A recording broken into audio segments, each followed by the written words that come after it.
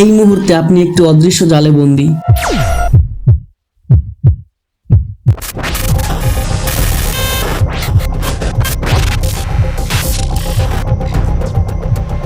আপনি সকালে কখন ঘুম থেকে উঠবেন, ইউটিউবে এখন কোন ভিডিও দেখছেন, এমনকি আপনার ব্যাংক অ্যাকাউন্টে কত টাকা আছে, সবকিছু নিয়ন্ত্রণ করে একটি কোড, একটি গাণিতিক সত্তা। বিজ্ঞানীরা একে বলে আধুনিক যুগের আইকন। এর নাম ছাড়া নাসা রকেট উৎক্ষেপণ করতে পারে না, গুগল চলে না এক সেকেন্ডও। কিন্তু আশ্চর্যের বিষয় হলো, এই প্রযুক্তির জন্মদাতা আমেরিকার ল্যাবে বসে থাকা কোনো জিনিয়াস নন, বরং তিনি ছিলেন ধুলোমাখা মরুভূমির রহস্যময় এক মানুষ, যার কথা ইতিহাস প্রায় ভুলতে বসেছে। কিন্তু আজ আমরা তাকে খুঁজে বের করব। তবে তার আগে দেখে নিই তিনি কিভাবে আমাদের জগৎকে বদলে দিলেন। তো আসসালামু আলাইকুম বন্ধুরা, কেমন আছেন সবাই? আশা করি সকলেই ভালো আছেন। আল্লাহ তাআলার অশেষ রহমত এবং আপনাদের দোয়ায় আমিও ভালো আছি। স্বাগতম আপনাকে লাস্ট ডিজিট জিরোতে। অজানা ইতিহাস এবং লুকোনো সত্যের সন্ধানে থাকতে সাবস্ক্রাইব করুন লাস্ট ডিজিট জিরো চ্যানেল। ভিডিওটি লাইক করতে ভুলবেন না। আপনার ছোট্ট একটি মন্তব্য আমাদের কাছে অতি মূল্যবান। শেয়ার করবেন আপনার বন্ধুদের সাথে। মধ্যযুগের ইউরোপ তখন অন্ধকারের অতলে। মানুষ তখনও ঠিকমতো গুনতে শিখেনি। রোমান সংখ্যা দিয়ে বড় বড় হিসাব করা ছিল এক দুঃস্বপ্ন। ঠিক সেই সময়ে ল্যাটিন অনুবাদকদের হাতে একটি অদ্ভুত পাণ্ডুলিপি এসে পৌঁছায়। সেখানে এমন কিছু গাণিতিক জাদুর কথা লেখা ছিল, যা দেখে চার্চের যাজকরা পর্যন্ত ভরকে গিয়েছিলেন। তারা ভাবতেন এটি কোনো সাধারণ মানুষের কাজ নয়, হয়তো কোনো জাদুকরের কাজ। সেই বইয়ে এমন এক শূন্য বা জিরোর কথা ছিল, যা সংখ্যাত্মকদের পুরো ধারণাই বদলে দেয়। প্রশ্ন হলো, কে এই মানুষ যে 1000 বছর আগে বসে আজকের কৃত্রিম বুদ্ধিমত্তা বা এআই এর ভিত্তি লিখে গিয়েছেন?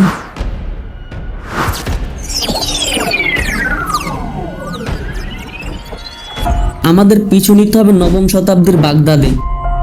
এমন এক সময় যখন পৃথিবীর সমস্ত জ্ঞান এক জায়গায় জড়ো হচ্ছিল, যার নাম বাইতুল হিকমাহ। সেখানে এক ছায়া মানুষ বসে থাকতেন। খলিফা তাকে দায়িত্ব দিয়েছিলেন পৃথিবীর সমস্ত অগোছালো জ্ঞানকে এক সূত্রে বাঁধতে। তিনি দেখলেন মানুষের সমস্যাগুলো সমাধানের কোনো নির্দিষ্ট নিয়ম নেই। তিনি এমন একটি পদ্ধতি আবিষ্কার করলেন, যা দিয়ে যে কোনো সঠিক সমস্যাকে ধাপে ধাপে সমাধান করা যায়। আজও সেই ধাপগুলো ছাড়া কম্পিউটার প্রোগ্রামিং অসম্ভব। অথচ আমরা জানি না এই পথ প্রদর্শক কে ছিলেন। তিনি কি পারস্যের কোনো রাজপুত্র, নাকি মরুভূমির কোনো যাযাবর? আপনি কি ভেবেছেন অঙ্কের খাতায় আমরা কেন এক্স বা অজ্ঞাত রাশি খুঁজি?